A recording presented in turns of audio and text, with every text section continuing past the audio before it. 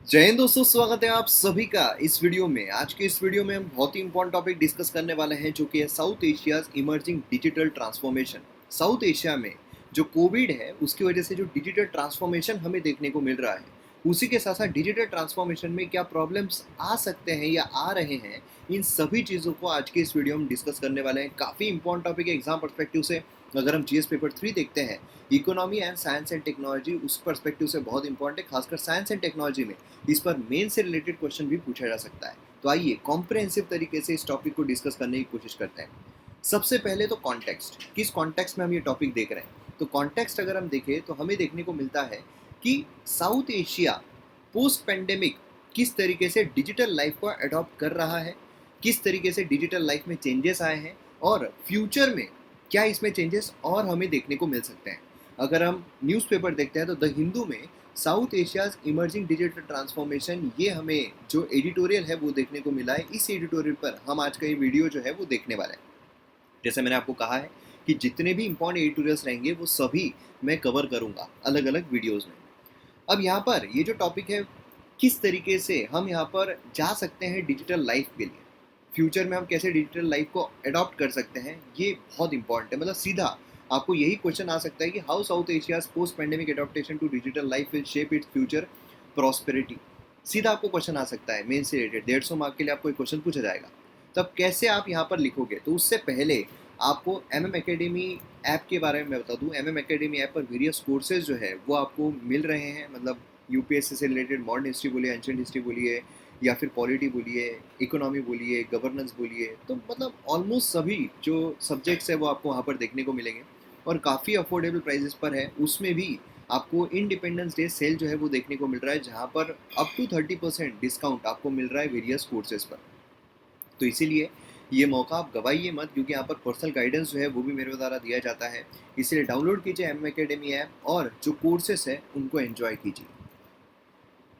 आइए सबसे पहले तो हम यहाँ पर जानने की कोशिश करते हैं डिजिटलाइजेशन जो उसकी ज़रूरत क्या है। तो उससे पहले डिजिटलाइजेशन आप सभी को पता है क्या होता है। मतलब क्या है, सब कुछ डिजिटल वर्ल्ड में आ जाना, है ना। सब कुछ डिजिटल वर्ल्ड में आ जाना मतलब जो भी हम यहाँ पर पेमेंट कर रहे हैं, अगर वो ऑनलाइन पेमेंट कर रहे हैं वो भी डिजिटलाइजेशन है।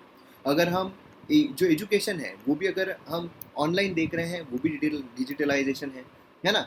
या फिर अगर हम कोई भी चीज़ ऑर्डर कर रहे हैं वो भी डिजिटलाइजेशन है। मतलब क्या है, जो भी चीज़ हम ऑनलाइन कर रहे हैं, इंटरनेट का यूज़ करके कर रहे हैं, वो सभी डिजिटलाइजेशन में आ जाता है। तो ज़रूरत क्या है डिजिटलाइजेशन की, क्या ज़रूरत है। तो सबसे पहले जब भी हम कोई टॉपिक देखते हैं, जब भी कोई क्वेश्चन हमारे सामने आता है, तो खुद उसका जवाब अगर हम निकालें तो टॉपिक आसान हो जाता है समझना। सबसे पहले तो घर बैठे सब कुछ हो रहा है, आपको बाहर जाने की ज़रूरत नहीं है। कोविड के टाइम पर जो सोशल डिस्टेंसिंग मेंटेन करना है, रैदर मैं बोलूँगा फिजिकल डिस्टेंसिंग जो मेंटेन करना है, उस पर्सपेक्टिव से भी काफ़ी इंपॉर्टेंट रोल प्ले करता है। हम अगर कैश देते हैं किसी को और फिर उसके बदले में वो हमें जो भी छुट्टे हैं वो वापस देता है, तो क्या है, कॉन्टैक्ट आ रहा है। लेकिन अगर हम डिजिटली पेमेंट करते हैं तो वहाँ पर कॉन्टैक्ट जो है काफ़ी कम हो जाता है, निग्लिजिबल हो जाता है। तो इससे कोविड स्प्रेड जो है वो भी रुक सकता है। तो डिजिटलाइजेशन जो है उसकी वजह से काफ़ी सारी बेनिफिट्स हमें मिलते हैं। तो ज़रूरत क्या है, तो ज़रूरत में हमें सबसे पहले तो देखने को मिलता है डिजिटल ट्रांसफॉर्मेशन जो है, ये इसका ग्लोबली काफ़ी इंपॉर्टेंस है। ग्लोबली ऐसा नहीं है किसी भी इंडियन परस्पेक्टिव से, लेकिन ग्लोबली भी हम अगर ऑनलाइन किसी को पैसे ट्रांसफर कर पा रहे हैं जो किसी और देश में बैठा हुआ है, डिजिटल प्लेटफॉर्म की वजह से, है ना। तो यहाँ पर क्या है, जो एडवांस टेक्नोलॉजीज है उसका यहाँ पर एडॉप्टेशन यहाँ पर बहुत अच्छी तरीके से हो रहा है। जैसे कि क्लाउड कंप्यूटिंग बोलिए, आर्टिफिशियल इंटेलिजेंस बोलिए, इंटरनेट ऑफ थिंग्स बोलिए, बिग डेटा बोलिए, है ना। ये सभी क्या है, इसका जब इस्तेमाल करते हैं, इसका जब एडॉप्टेशन करते हैं, तो ये सक्सेस के लिए काफ़ी की रोल प्ले करते हैं, काफ़ी इंपॉर्टेंट रोल प्ले करते हैं। अब यहाँ पर अगर आप देखोगे तो banking to manufacturing and retail, सभी जगहों पर, बैंकिंग में भी जैसे मैंने आपको कहा कि पैसे ट्रांसफर होते हैं फटाफट। मैन्युफैक्चरिंग अगर आप देखोगे तो वहाँ पर भी डिजिटलाइजेशन बहुत इंपॉर्टेंट रोल प्ले करता है। रिटेल शॉप बोलिए, डिजिटल टेक्नोलॉजी जो है बहुत ज़्यादा इंपॉर्टेंट होती जा रही है हर जगह। बहुत सारे कंट्रीज जो है डिजिटल रिवॉल्यूशन लेकर आ रहे हैं उनके डेवलपमेंट एजेंडा में, कि जो फर्दर उनको डेवलपमेंट करना है उस एजेंडा के पर्सपेक्टिव से डिजिटल रिवॉल्यूशन वो लेकर आ रहे हैं, कि इतना रिवॉल्यूशन ला रहे हैं कि उसमें सभी डिजिटलाइजेशन जो है वो करने की कोशिश कर रहे हैं। इनफैक्ट ई कॉमर्स जो है वो यहाँ पर post pandemic growth south Asia में काफ़ी अच्छा एक ड्राइव दिखा रहा है, जहाँ पर नए बिजनेस अपॉर्चुनिटीज़ जो है बहुत लोगों को देखने को मिले हैं, है ना। लार्जर मार्केट एक्सेस वहाँ पर मिल रहा है। नहीं तो पहले अगर कोई कोचिंग इंस्टीट्यूट है वो सिर्फ एक जगह तक सीमित थी, लेकिन अब जब वो ऑनलाइन आ गई है तो all over India, all over कोई पर्टिकुलर स्टेट वो स्प्रेड हो गई है, तो ये बेनिफिट हमें देखने को मिलता है।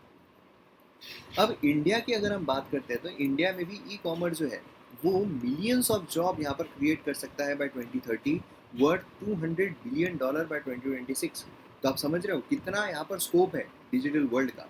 फाइनटेक यहाँ पर सिग्निफिकेंट ग्रोथ जो है वो यहाँ पर ड्राइव कर सकता है, पॉवर्टी को रिड्यूस कर सकता है, फाइनेंशियल इंक्लूजन बिल्डअप करके। फाइनेंशियल इंक्लूजन मतलब क्या है उसके बारे में सेपरेट हमारे कंटेम्प्रेरी टॉपिक्स में जो टॉपिक है वो इंक्लूड किया हुआ है। फाइनेंशियल इंक्लूजन में जब हम सबको इंक्लूड कर रहे हैं, भले वो अमीर हो, भले वो गरीब हो, भले वो काम करने वाला हो, भले वो बेरोजगार हो, कोई भी हो, सभी को जब हम इंक्लूड कर रहे हैं, भले वो पुरुष हो, भले वो महिला हो, सभी को जब हम इंक्लूड करते हैं उसे हम कहते हैं फाइनेंशियल इंक्लूजन। फाइनेंशियल सिस्टम में समझ लीजिए बैंकिंग में अगर जैसे जनधन आधार है, जनधन जो खाते खोले गए, तो क्या हो रहा है, फाइनेंशियल इंक्लूजन वहाँ पर हमें देखने को मिल रहा है। तो फाइनेंशियल इंक्लूजन यहाँ पर पॉवर्टी रिडक्शन होता है, सिग्निफिकेंट ग्रोथ हमें देखने को मिलता है। Timely, inclusive, sustainable digital transformation जो है वो सिर्फ हमारी प्रोडक्टिविटी एंड ग्रोथ जो है वही इंप्रूव नहीं करता है, लेकिन उसी के साथ साथ जो रीजन का सोशियो इकोनॉमिक डिवाइड है उसके लिए भी एक रामबाण उपाय जो है वो हमें देखने को मिलता है ना, कि एक तबके के लोग हैं उनको अगर सारी फैसिलिटीज़ मिल रही है तो दूसरे तबके के लोग ऑनलाइन जाकर, जैसे कि जो बॉलीवुड सेलिब्रिटीज़ थे, अब बहुत सारे इन्फ्लुएंसर निकल गए हैं। वो क्या हो रहा है, डिजिटलाइजेशन की वजह से हो रहा है, ऑनलाइन सिस्टम की वजह से हो रहा है कि बहुत सारे सोशल इन्फ्लुएंसर, अब उनकी फैन फॉलोइंग ज़्यादा हो गई है एज़ कम्पेयर टू जो टिपिकल जो सेलिब्रिटीज़ थे, सीरियल में काम करने वाले बोलिए, मूवीज़ में काम करने वाले बोलिए। तो ये जो है डिवाइड जो है सोशियो इकोनॉमिक डिवाइड, उसको यहाँ पर क्या कर सकता है, उसको यहाँ पर कम कर सकता है, उसके लिए रामबाण इलाज वो यहाँ पर हमें देखने को मिल सकता है। तो एक नया वर्ड यहाँ पर सीखने को मिल रहा है, पैनेशिया, जिसका मतलब होता है एक रामबाण इलाज। ठीक है, अब यहाँ पर पेंडेमिक ने किस तरीके से डिजिटलाइजेशन को एशिया में फैसिलिटेट किया है, एक लीप दी है, तो उसमें अगर हम देखें तो हमें देखने को मिलता है शिफ्ट जो है, कैसे शिफ्ट, यहाँ पर to remote work and education, इसने यहाँ पर अनप्रेसिडेंटेड स्पाइक दी है इंटरनेट पेनिट्रेशन, क्योंकि अब सब कुछ ऑनलाइन हो गया है, जो बच्चे पढ़ रहे हैं वो भी ऑनलाइन हो गया है, तो एक इंटरनेट पेनिट्रेशन में काफ़ी स्पाइक हमें देखने को मिला है। यहाँ पर कंट्रीज़ ने ग्लोबल टेक्नोलॉजिकल हब जो है, सिंगापुर, जापान, साउथ कोरिया, इन सभी ने यहाँ पर इस चीज़ को रिकॉग्नाइज किया है कि हाँ, इसमें बहुत ज़्यादा स्कोप है। उसी के साथ साथ जो अवेलेबिलिटी है of trusted digital payment platform, ये हमें देखने को मिला है। चाइना का ई कॉमर्स इंडस्ट्री जो है वो $3 ट्रिलियन पहुंच जाएगी 2024 तक, इसकी वजह से ऐसा बोला जा रहा है। डिजिटल बूम जो है यहाँ पर आसियान इकोनॉमीज में वो कॉमन मार्केट इनिशिएटिव को काफ़ी ज़्यादा पुश कर रहा है, क्योंकि क्या हो रहा है, सब कुछ जब ऑनलाइन हो रहा है तो ऑनलाइन ट्रांजैक्शन हो रहे हैं, ऑनलाइन ट्रांजैक्शन हो रहे हैं, ऑनलाइन परचेसिंग हो रही है, ऑनलाइन परचेसिंग हो रही है, तो क्या हो रहा है कि कॉमन मार्केट बन रहा है, कॉमन मार्केट बन रहा है, और ये जो आसियान कंट्रीज़ है इसके लिए भी डिजिटल बूम जो है वो यहाँ पर पुश कर रहा है कॉमन मार्केट को, कि भैया एक कॉमन मार्केट जो है वो बना लेते हैं। इंडिया में अगर हम देखते हैं, कोविड-19 ने जो नेशनल डिजिटल हेल्थ मिशन है उसको यहाँ पर एक्सीलरेट किया है। इसके वजह से जो एक्सेसिबिलिटी है, इफ़िशियंसी है हेल्थ केयर सर्विस की, वो यहाँ पर काफ़ी अच्छी हो गई, यूनिक हेल्थ आईडी क्रिएट करके, जहाँ पर क्या है कि आप सब कुछ, जैसे आप देखो ना, आप आपके जो पहले डॉक्यूमेंट्स हैं वो आपको साथ में रखने पड़ते हैं, आप डॉक्यूमेंट साथ में रखने, अब सब ऑनलाइन डॉक्यूमेंट आप सबमिट कर सकते हो, तो ये एक बेनिफिट यहाँ पर हमें देखने को मिलता है। उसी के साथ साथ इवन इन स्मॉलर नेशन, जो छोटे कंट्रीज़ हैं, नेपाल बोलिए, ऑलमोस्ट 11% इंक्रीज जो है ब्रॉडबैंड इंटरनेट यूजर्स में देखने को मिला है। तो मतलब इंटरनेट जो पेनिट्रेशन है काफ़ी ज़्यादा फैल गया है। इंडिया का बायोमेट्रिक आइडेंटिफिकेशन सिस्टम जो है वो यहाँ पर वेलफेयर प्रोग्राम डिजिटल इनोवेशन के थ्रू और ज़्यादा स्प्रेड हो रहा है, जैसे कि हमारे यहाँ पर डायरेक्ट बेनिफिट ट्रांसफर है ना, वो क्या हो रहा है, डायरेक्टली लोगों के अकाउंट में पैसे जमा करना, नहीं तो अगर जाके हम कैश उनके हाथ में देते हैं तो वहाँ पर लीकेज होता है, वहाँ पर करप्शन होता है। यहाँ पर डायरेक्टली उनके अकाउंट में जा रहे हैं, जितने बोले 600 रुपये बोले 600 रुपये पूरे जा रहे हैं, कोई करप्शन नहीं हो रहा है, तो ये बेनिफिट्स हमें यहाँ पर देखने को मिलते हैं। अब यहाँ पर इम्पैक्ट अगर हम देखते हैं डिजिटल डिवाइड का, क्योंकि क्या हो रहा है, जिस तरीके से यहाँ पर डिजिटलाइजेशन स्प्रेड हो रहा है, लेकिन डिजिटल डिवाइड जो है वो भी हमें देखने को मिल रहा है।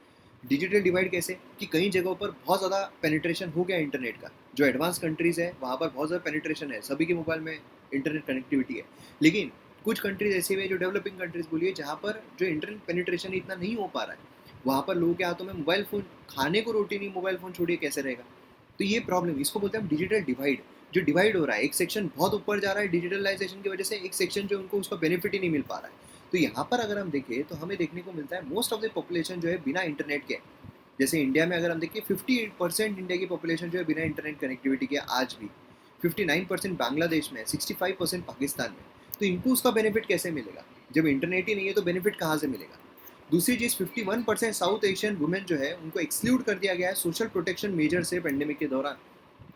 तो ये एक बहुत बड़ा प्रॉब्लम हमें देखने को मिलता है।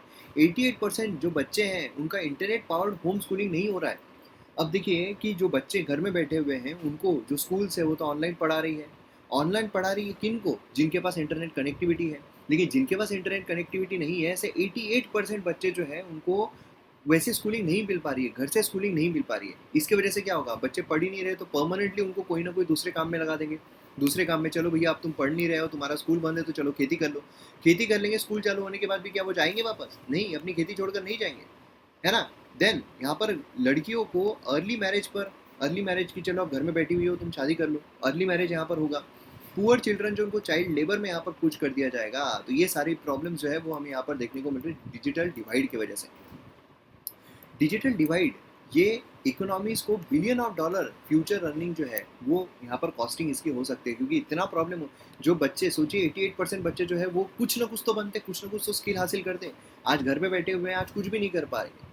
जो बच्चियाँ हैं, जो लड़कियाँ हैं, उनकी अर्ली चाइल्ड मैरिज हो जाएगी, जिसकी वजह से उनके हेल्थ पर भी इम्पैक्ट पड़ेगा एंड वो फ्यूचर में अपना कुछ कर भी नहीं पाएगी। बिजनेसेस जो है उनको भी हेवी प्राइस यहाँ पर पे करना पड़ रहा है डिजिटल सोल्यूशन की गैप की वजह से।